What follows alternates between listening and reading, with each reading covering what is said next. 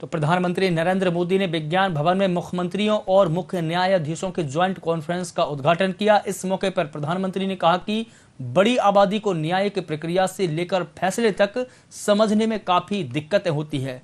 आज भी देश भर में हाई कोर्ट और सुप्रीम कोर्ट की कार्रवाई अंग्रेजी में होती है। ऐसे में प्रक्रिया को आसान भाषा में लाने की जरूरत है। उन्होंने कहा कि देश आजादी का अमृत महोत्सव मना रहा है। ऐसे में हमें आने वाले दिनों में देश की न्यायिक व्यवस्था को और भी मजबूत करना होगा।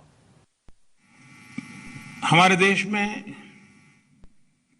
जहां एक और जुडिशरी की भूमिका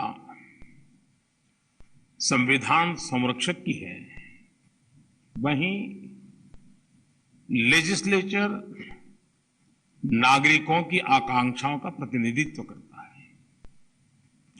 मुझे विश्वास है कि संविधान की इन दो धाराओं का ये संगम, ये संतुलन देश में प्रभावी और समयबद्ध न्याय व्यवस्था का रोडमैप तैयार करेगा। ये इस बार ये जो आयोजन अपने आप में और भी ज्यादा खास है। आज ये कॉन्फ्रेंस एक ऐसे समय में हो रही है जब देश अपनी आजादी का अमृत महोत्सव मना रहा है। आजादी के इन 75 सालों ने जुडिशरी और एग्जीक्यूटिव दोनों के ही रोल्स और रिस्पॉन्सिबिलिटीज को निरंतर स्पष्ट किया है।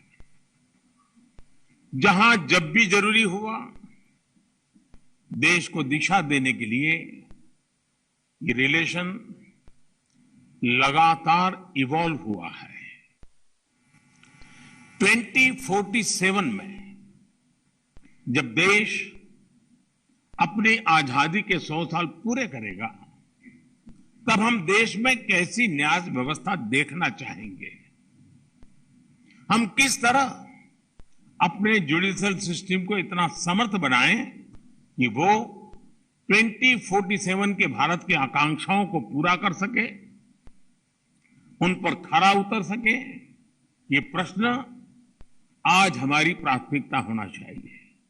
अमृत काल में हमारा विजन एक ऐसी न्याय व्यवस्था का होना चाहिए जिसमें न्याय सुलभ हो, न्याय त्वरित हो और न्याय सबके लिए हो। साथियों, देश में न्याय की देरी को कम करने के लिए सरकार अपने स्तर से हर संभव प्रयास कर रही है। हम जुडिशियल स्ट्रेंथ को बढ़ाने के लिए प्रयास कर रहे हैं। जुडिशियल इंफ्रास्ट्रक्चर को बेहतर करने की कोशिश चल रही है। केस मैनेजमेंट के लिए आईसीटी के इस्तेमाल की शुरुआत भी की गई है। सबऑर्डिनेट कोर्ट्स और डिस्ट्रिक्ट कोर्ट से लेकर हाई कोर्ट तक वैकेंसीज को भरने के लिए भी प्रयास हो रहे हैं।